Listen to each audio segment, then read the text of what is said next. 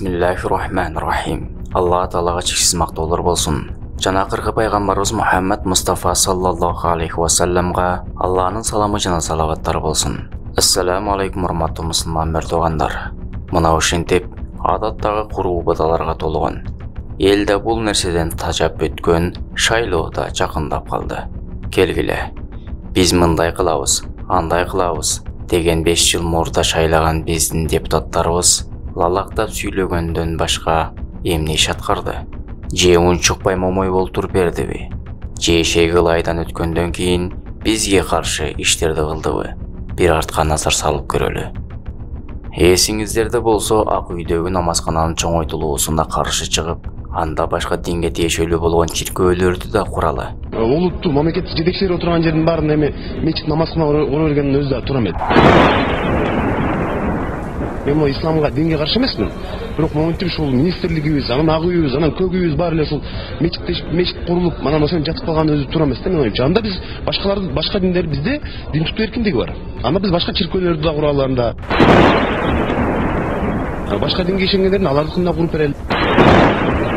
Евралык оюндардан биз өзүбүз мына түрдүү сырттан эмне болуп, эмне кандай каражат келип атканын кантип билебиз биз. Ошондуктан биздин чоңдорубуз өзү баш болуп ушул сырттан келген акчаны мечитке жумшап отурса, бул коопсуздукка өтө чоң коркунучтун белгиси.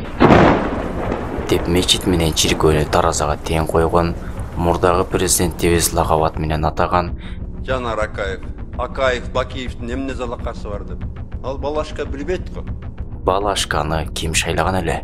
Арзыбаган курбудаларга кызыгып биз шайлаганбыз.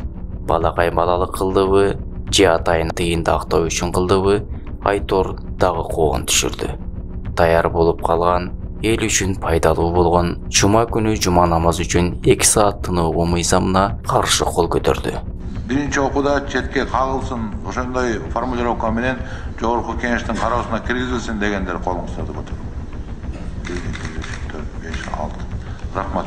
Анысы аз келгенсип СНГга белгилүү урматтуу маркум аалымыбыз Чубагачы Жалилов менен досу менен айтышкандай айтышты. Бир адам чыгып кой эй бала деп тыйып койгон жок. Бардыгыбыз оозубузду ачып пайгамбарыбыздын мураскорун сөктүрүп олтурдук. Бул бала мусулмандардын пайдасына иштейби, же зыянына иштейби? Биз келечекте ушул иштери үчүн шайлаган белек. Дагы биз шайлаган бирөө аркабыздан бычак уруп, дамбалчандар, хиджапчандар буларды токтотушубуз керек деп дөөрөгөн. Башына чалма кийдирип, паранжа кийдирип, хиджап кийген бул биздин салт эмес. Кыргыз элинин, кыргыз мамлекетинин салты эмес бул. Биз ошону ачык айтышыбыз керек. Аны исламга таянып алып, бизге таңуулаганды токтотушубуз керек биз. Коркпой ачык айтышыбыз керек. Динибиз ислам, исламды кабыл алганбыз, динибиз калат. Бирок бирөөнүн салтын алып келип, дамбал кийгизип, паранжа кийгизип, балдарды кыйнап, аң сезими жетилектерди жолук салдырып, хиджап кийдиргендерди биз токтотушубуз керек. Ачык эле айтыш керек аны. Кудум эле өзү кыргызчылыкты катырып койгондой. Муну да ушул иштери үчүн шайлаган белек. Дагы бирөө тизилеп жашаганча тикелей өлгөн артык деп тынчтыкта жаткан эки элди чагыштырып жиберейин деген. Урматтуу элим, урматтуу өзбек калкым, чөгөлөп туруп жашаганча тике туруп өлгөн жакшы. Тике туруп өлгөн жакшы. Бардыңар бирге болсоңор, бирөөдү уруп атса бардыңар чыксаңар, эч ким силерге каршы тура албайт.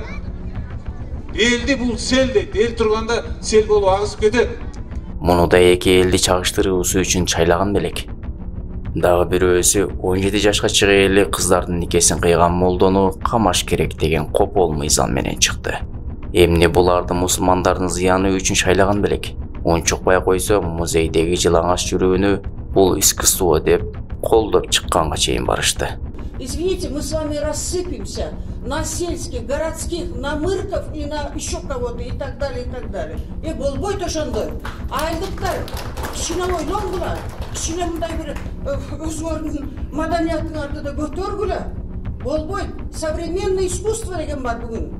Ушуларды биз шайлаганбыз. Ушунча бизге зыян аз келгенсип, бети жокторчо дагы шайлоого аттанышты. Аттанган аз келгенсип, элдин көңүлүн арак менен алган партиялар дагы чыгышты. Депутаттык майрам кылып берет. Майрамда отурабыз. Мекеним Кыргызстан. Баат жок ба? Арактар, винолор, коньяк, суу бар, мына катындарыбыз бардыбыз. Тизилип отурабыз. Мекеним Кыргызстан. Койлорду союп койгон саңылдатып. Арак суудай коюлуп атат. Башында арам аралаштыбы? Демек булардан эч качан жакшылык күтпөй эле койсо болот. Же дагы келечектеги бузук иштери үчүн, бизге зыяны тийүүсү үчүн шайлай беребизби? Көздү ачпайлыбы? Ушунча алданганыбыз жетер. Интернеттеги ооз көптүрүп мактангандарга да, мактагандарга да ишенбейли.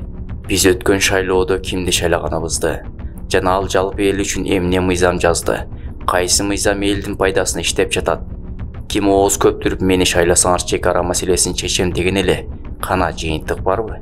Жетигилер улам чек араны бузуп кирип келип жатышабы? Кимди шайладык эле парламенттин караанын көрсөтпөй кымыйып олтуруп берди? Өтүп кеткен 5 жылда эмне иштерди аткарды? Ушуларга көңүл бурбайлыбы? Элге ушунча кызмат кылгысы келет экен, депутат болбой деле кызмат кылса эл аны баалап билет эле го. Азыр чөнтөгүңдө 5 сомуң турганда 2 сомун эл үчүн жумшай албасаң, эртең 10 сом болгону кантип 5 сомун жумшай аласың? Буга мисал элибизге тааж ылаңы деген бале келди. Депутаттар шымына жайлап койгондой, элиң эмне болсо ошол болсун дегенде баары каникулга тарап кетишти. Жогорку кеңештин депутаттары ишин жыйынтыктап каникулга тарады. Бир депутат «Эй элим, эмне болдуң?» деп кайрылып жардамын көрсөтүп койгон жок. Арзан пиар кылып, убактылуу 4 адам жата турган стационар ачышты. Дагы башкасы медиктерге 2 маал жүрө турган автобустарды коюшту. Эмне, алардын алуушуга эле жетеби? Мын тебиз, ан тебиз деген убадалары кана? Жок, сен жөн эле жалганчысың. Элибизде көп ант ичкенге ишенбе, себеби жалганчылар гана көп ант ичет деген сөз бекеринен айтылган эмес. Буларга караганда карапайым эл бири-бирине жардам берип, жеке ишкерлер тарабынан көмөктөр көрсөтүлүп турду. Бүгүнкү эпидемиялык санитардык акыбалды эске алып, мен өзүмдүн атынан, юбилеймдин атынан мамлекетибизге 15 миллион сом каражат жардам берүүгө туура көрдүм. Өзгөчө кырдаал киргизилген Сузак аймагында жергиликтүү тургундарга жардам көрсөтүлдү. Бүгүн Камчыбек Ташиев 20 000 дана бет кап алып келип, алгач атайын өткөрмө пункттары коюлуп тосулган 3 айылдын элине акысыз нан азыктарын жана азык-түлүктөрдү эң эле зарыл, бирок жетишсиз болуп жаткан бет каптарды таратты. Эми элибизге пайдасы тийбеген, куру убадалар менен кулакка камыр илгендердин кереги жок. Ушунча убакытта силердин кандай экениңерди көрдүк. Бизге зирек, элдин камын ойлогон, жүгүн көтөргөн, чек ара, карыз, миграция, коррупция, кен байлыктары жана башка толгон токой маселелерди чече ала турган, Кудайдан коркуп мойнуна жүктөлгөн аманатты так аткарган инсандар керек. Урматтуу мусулман бир тууганым, добушуңду сатпа.